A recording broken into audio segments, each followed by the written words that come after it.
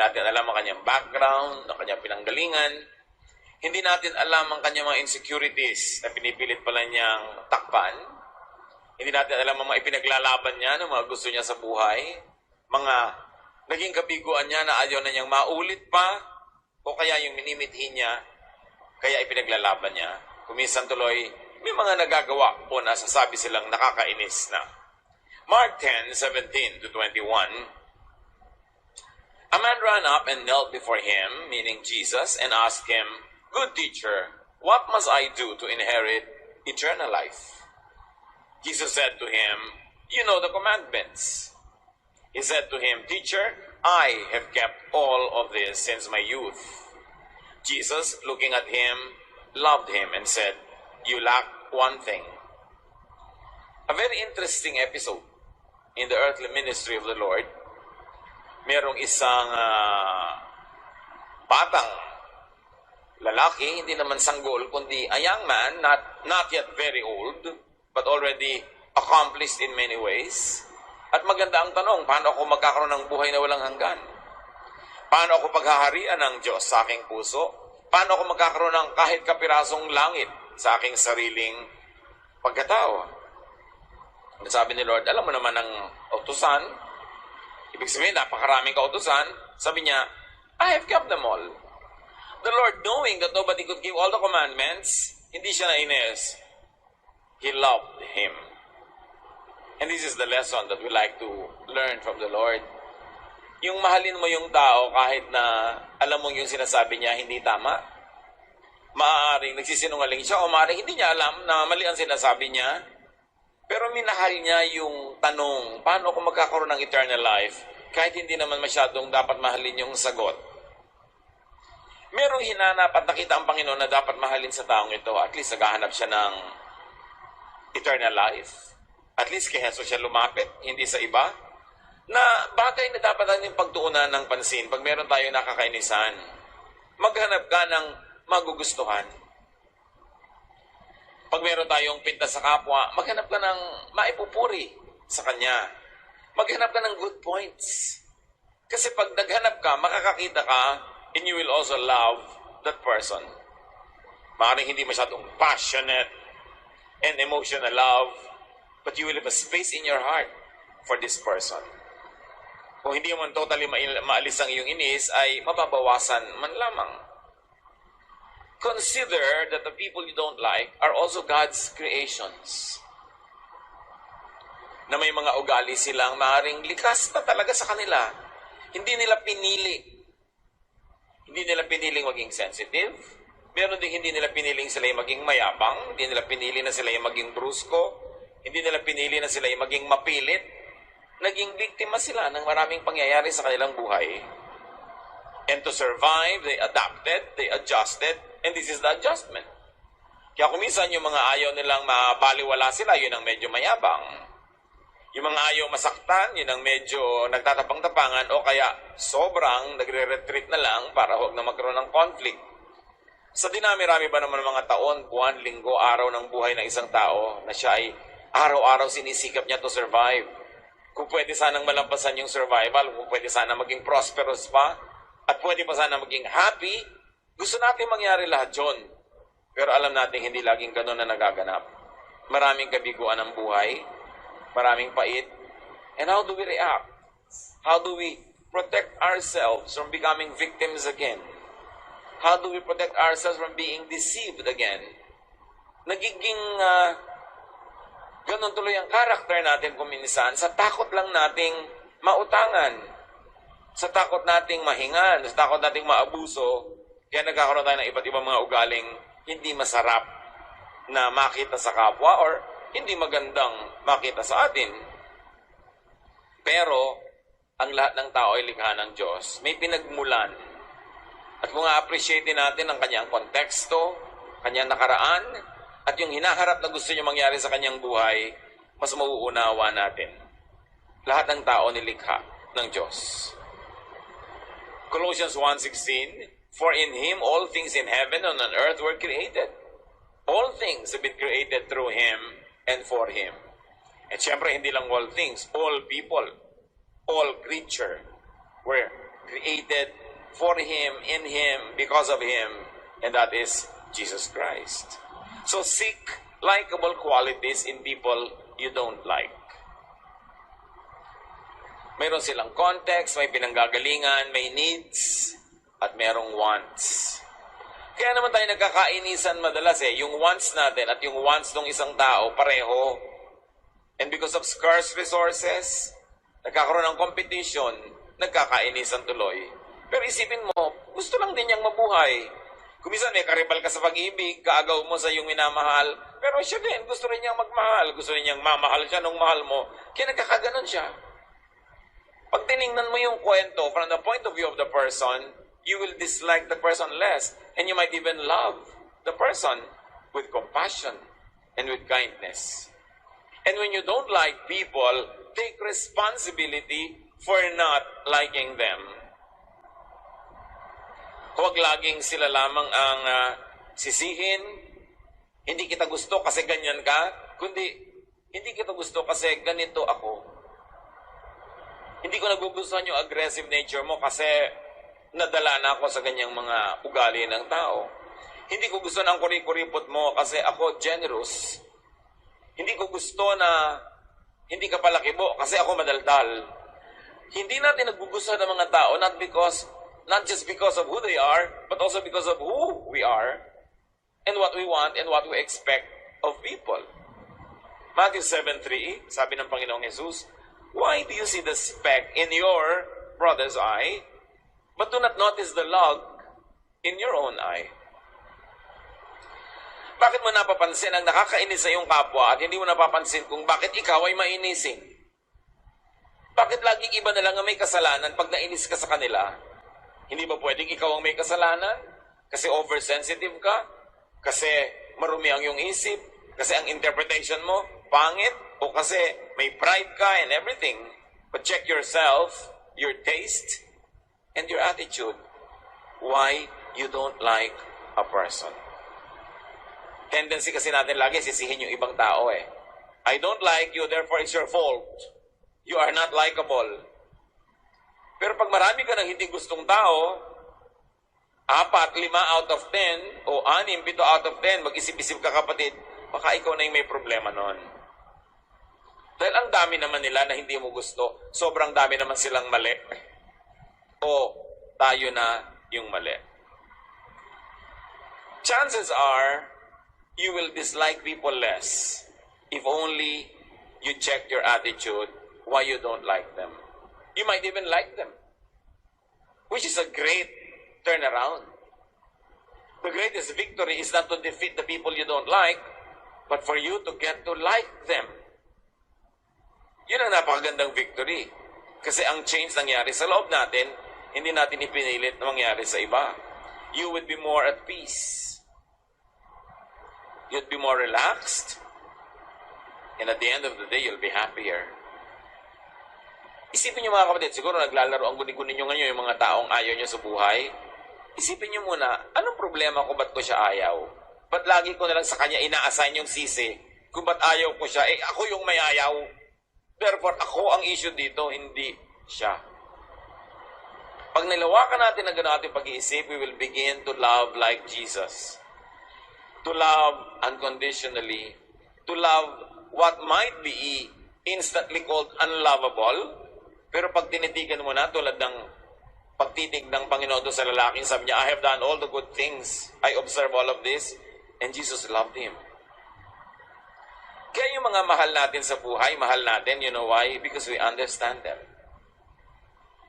And even if we didn't understand them, we try to expand our understanding and accommodation kasi mahal natin sila. So pagka ang lahat ng ginagawa natin in order to like people that we don't like fail, talagang hindi mo sila gusto, sinisi mo na yung sarili mo pero hindi mo rin matanggap dahil alam mong talagang hindi talaga siya kagusto-gusto, what do you do? Minimize close encounters with them.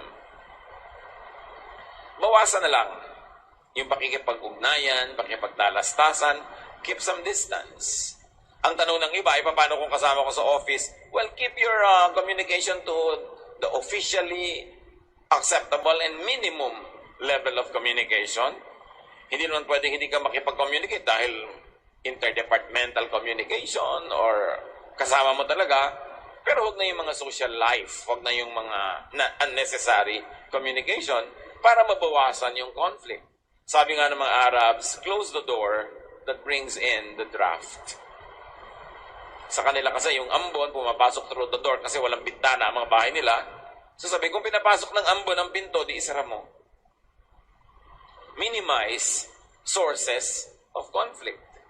Ang sabi ng Amos 3:3, the two walk together unless they agree to do so. So kung hindi naman talaga kayo nagkakasundo, bakit pipilitin yung madalas kayo magkasama? Minimize. What do you do kung kasambahay? Kasama mo sa bahay, partner mo sa buhay, pero bakit mo naman naging partner yung ayaw mo? Something went wrong sa pagpili? O dati mong gusto, ngayon ayaw mo na? So siya lang ba sinisisi mo? O dapat mo rin sisihin ang sarili mo kung dati gusto mo siya pero ayaw mo na ngayon? Again, take responsibility for your emotion and for your decision to like or not to like. But unless you really agree, don't make an effort to always be together. It will only lead in conflict. Kaya mahirap yung mga magkukumare, magsasabi, uy, magbiyahe tayo, mag-abroad tayo, 10 days magkakasama, 3rd day pa lang nag-aaway na. Iba yung nakikita mo lang pag coffee break. Iba yung nakakasama mo lang for dinner, pero yung kasama mo araw-gabi, nagtutur kayo, in the same bus, you stay in the same hotel, makaka-invento kayo ng mga pagkakainisan kung hindi talaga kayo magkakatugma. Therefore, don't commit that way. Pag hindi mo pakilala ang isang tao, huwag kang mag-commit makasama ng ilang araw. Pag may hindi ka pakilala, huwag kang mag-commit ng dinner. Mag-commit ka lang ng coffee or juice. Para 10-15 minutes, kung ayaw mo, tapos na. Dinner, isang oras yun. Lalo huwag kang mag-commit ng overnight. No, na pupunta kayo, mag-out of town, hindi mo kilala. Paano kung ayaw mo siya? Paano kung ayaw niya sa'yo? Mahirap. So, i-apply yan. Sabi sa Proverbs 5:8, keep your way far from her and do not go near the door of her house. Ang tinutukoy dito is a temptress. Isang babaeng tukso. At sabi ng wisdom na nagsasalita sa kanyang anak, lumayo ka sa kanyang tahanan, huwag kang lumapit kahit sa pinto ng kanyang bahay. At ganoon din dapat, pagka talagang alam mong ayaw mo ang isang tao, don't stress yourself and don't tempt yourself to do something worse. That is after you have been charitable and try to understand, after you have put the blame on yourself and yet it doesn't work, minimize contact.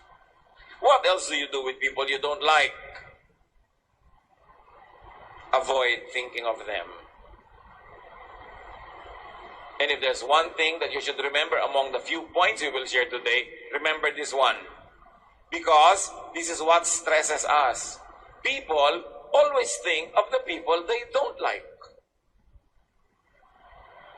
And when friends gather together, they talk about someone they all don't like. Why focus on the negative?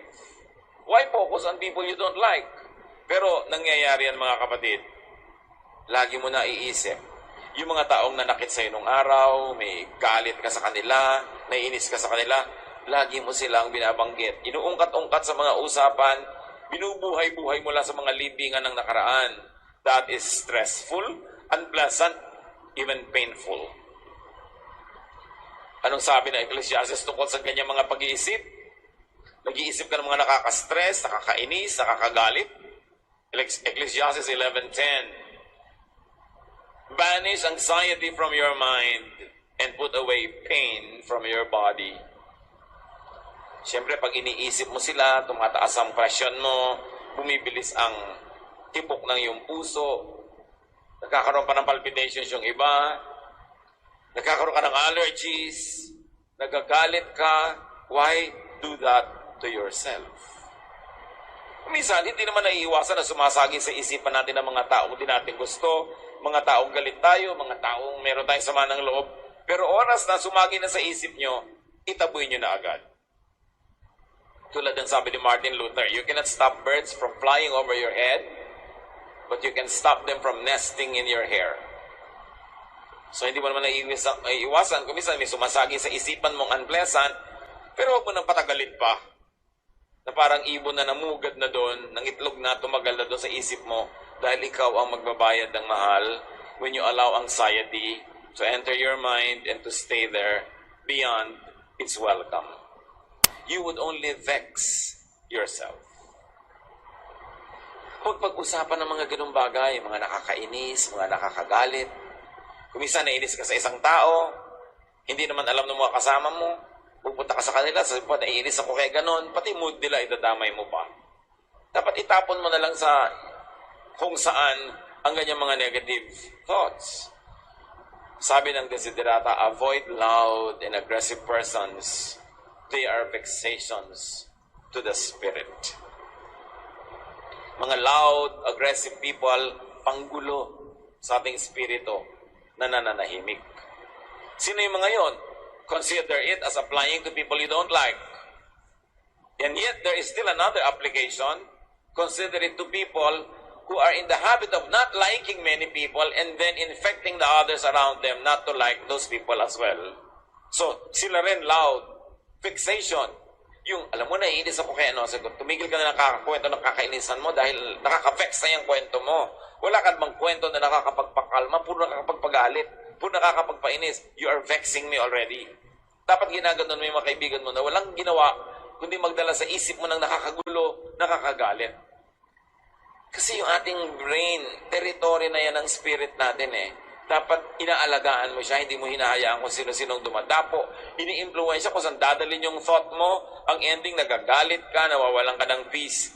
Why do that to your body and to your spirit? So avoid in person or in spirit people you don't like.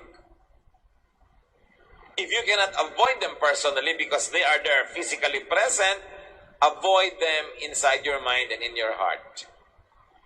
So, kailangan professional na yung dealing mo, matter of factly, yes or no, and then huwag mo na siyang isipin at huwag mo nang isangkot ang mga thoughts about this person in your private moments. Discipline ang kailangan dito mga kapatid to protect your territory, the territory of peace and stability of your spirit.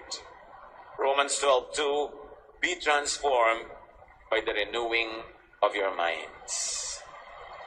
Lagi kang naliligalig, be transformed by the renewing of your mind. Huwag mo entertainin sa isip mo ang nakakaligalig. Lagi kang natatakot, be transformed by the renewing of your mind. Lagi kang nagagalit, be transformed by the renewing of your mind. You cannot transform the person that you don't like, but you can transform your thought. You cannot transform the planet. You cannot transform your environment to suit your wants and your needs. But you can discipline your thought.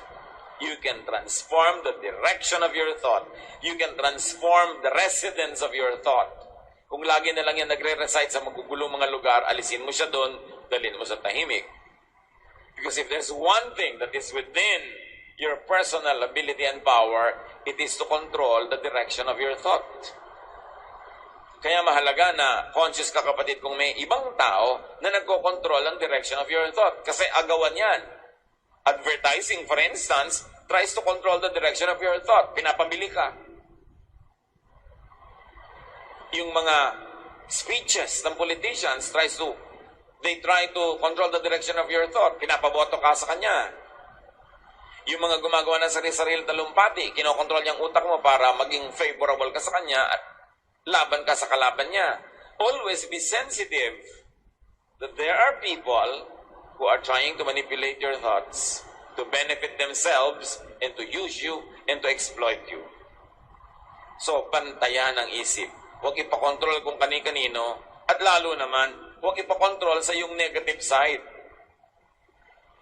Dahil hindi mo naman kailangan ng ibang tao para pagguluhin ang isip mo. Ikaw na mismo iimbento ng gulo sa isip mo pag hindi mo dinisiplin yan.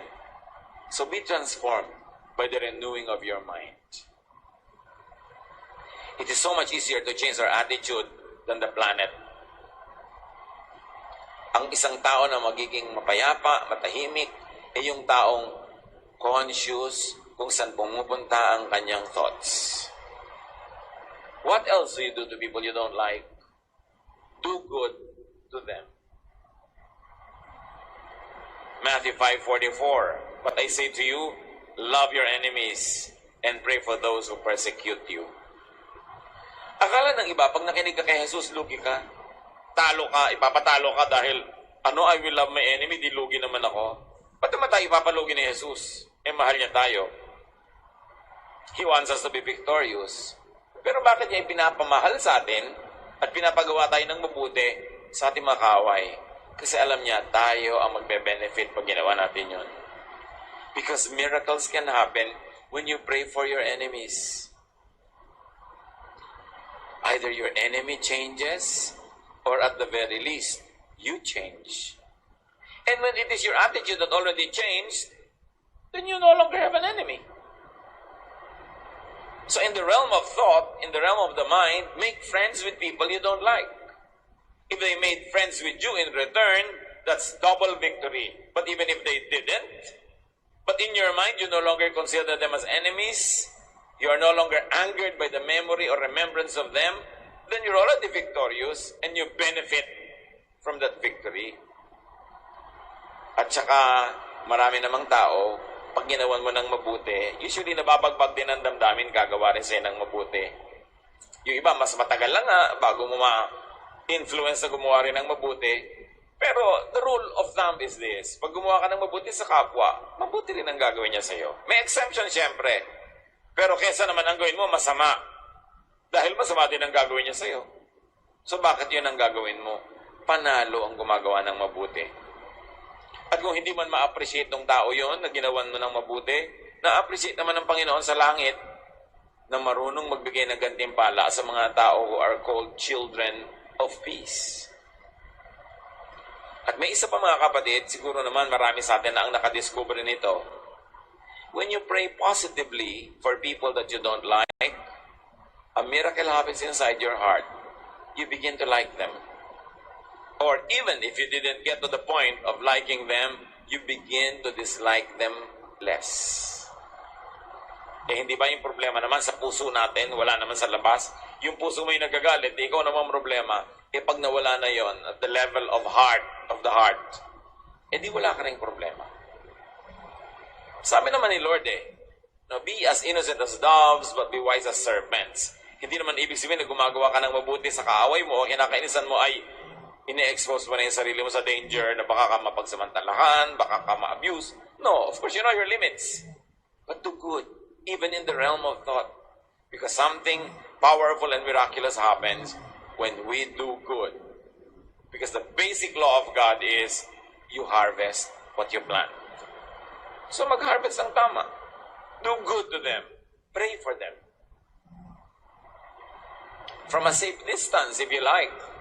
But pray for them. Huwag naman yung mamatay sana siya, malugi sana siya, masunog sana siya, malunod sana. Hindi yun, yung positive prayer. Kasi ang itinatanim mo, negative, baka ikaw umanin yan. Dahil ang tanim mo, aanihin mo. And carefully, studiously try to be a positive influence on them. Sino nakaalam kung yan pala ang mission field mo, yung taong kinakainisan mo? Na kung siya pala, ininvestan mo ng time, ng iyong talent, sometimes ng iyong treasure, ng iyong love, ng affection, attention, mai-influence mo siya positively. The best way to beat an enemy is to turn him into a friend. Yun ang ultimate victory. Kung yung kinakainisan mo ay nagustuhan mo na, nabawasan ka ng napakalaking tinik na nakaturok sa iyong puso at nadagdagan ng kaligayahan ang iyong buhay. So be more aware. Kailangan ng self-examination madalas. Make sure that you do not like them simply because you are like them. Or make sure that you do not like them just because you are like them. Sabi nga ng matatanda, ang magnanakaw ay galit sa kapwa magnanakaw. Baka naman inis ka lang sa kanya kasi pareho kayo. Pareho kayo ng ugali. Pareho kayo ng bisyo. Pareho kayo ng mga iniisip. Kaya nagkakainisan kayo. So, isipin mo, baka naman nakikita ko yung sarili ko sa kanya. Kaya ako naiinis. Therefore, kaya siguro siya naiinis sa akin. Dahil nakikita din niya yung sarili niya sa akin. Be more aware. Make sure that you do not like a person because you're envious or jealous of them. There's a very thin line between jealousy and disliking a person. And there's a very much thinner line between envy and disliking a person. Kadalasan, pag nagsiselos ka o naiinggit ka, automatically ayaw mo sa kanya. Galit ka na. Again, we go to the issue of sino ba ang dahilan kung bakit ako nagagalit sa kanya? Baka ako. Baka ako naiinggit sa kanya. Baka ako nagsiselos. And definitely, what do you do with people you don't like? Avoid being like them. Avoid being them. Madalas kasi talaga kung susuriin natin mga kapatid, yung mga taong inis na inis tayo, ganon din tayo kasi. Nakakakompetensya mo nila. Romans 2:1, some of you accuse others of doing wrong. But there is no excuse for what you do. When you judge others, you condemn yourselves because you are guilty of doing the very same things. So kung meron tayong kinakainisan, tiyakin natin yung ikinakainis natin sa kanila ay hindi ganun din tayo. Dahil sinabi na sa Romans, alam na noong paman na madalas magnanakaw, galit sa kapwa, magnanakaw. Mayabang, galit sa kapwa, mayabang. Ma-pride, galit sa kapwa, ma-pride. Yung selfish, galit sa kapwa, selfish. So let us always examine ourselves first. At sa ating mga bulag tungkol sa ating mga sariling imahen, baka mas malinaw nating makita kung ano at sino tayo dun sa mga taong ayaw natin. Baka kasi ganun din tayo. So learn to share the planet with people you don't like. Learn to share space and time with everyone. Because if you're going to just shun people out of your life because you don't like them, you will have to shun so many people. You might have to live in another planet. Mag-adjust tayo mga kapatid. Kasya tayong lahat sa planetang ito. Kasya tayong lahat sa bahay na tinitira natin, sa opisina pinagtatrabahuan, sa school na pinapasukan. Kung marunong lang tayong lumagay sa lugar, magbigay ng space sa ating kapwa. And be watchful because you could be the person who is disliked by others and you might be clueless. Sensitive tayo pag tayo yung naiinis, pero gaano kaya naman tayo nakakainis? Mahalaga na makiramdam, laging suriin ang sarili, at yan ang gusto ng Panginoon ginagawa natin. Do your best to be likable. It's always better when you are liked. People help those that they like. And we know that we all need help. Maybe in the beginning or in the end. But we all need help. Lahat ng nagsaksid sa buhay may tumulong kasi. Pero sinong tinutulungan natin? Yung taong gusto natin. So kung gusto nating tumanggap tayo ng maraming positive reactions from people, even help from them, be likable. Be genuinely likable. Do not fake it. Kaya ang project natin mga kapatid, lifelong project, is to continue to change from glory to glory. To be more and more like Jesus, to be kinder, to be nicer, so we get liked by people. And to be likable is a great ministry. Isipin nyo, pag dumarating kayo into an occasion, people become happier. Hindi ba ministry yun? Yung pagkakasama ka ng mga tao, magaan ang loob nila, payapa sila, ministry yun.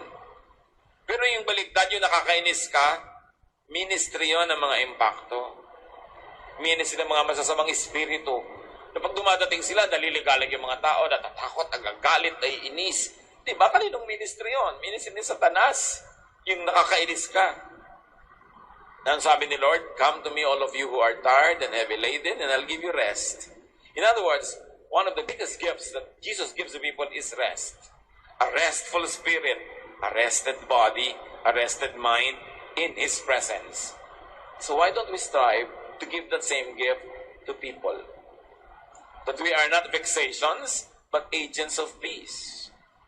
That a room brightens up just because we walk into it. Kung maganda ang sitwasyon dahil nandun tayo, it is a ministry. Hindi lang sa pagtuturo, sa pagkanta, sa pagtugtog ang ministry. Ministry din yung nakakatuwa ka, gusto ka ng tao, kasi ginagawa mong positive ang feeling nila. Do your best to be likable. And do your best to dislike people less and less.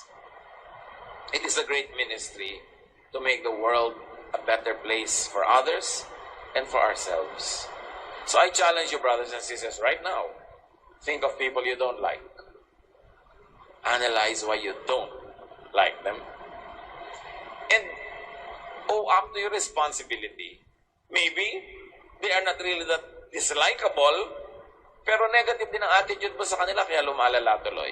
Ano ang pananagutan natin at anong pwede natin gawin para mapawasan yung mga negative feelings na yan? Lalo sa kasama mo sa bahay. Lalo sa asawa mo. Marami mag-asawa, dislike is other terribly. Kaya naghahanap lang ng konting excuse, away.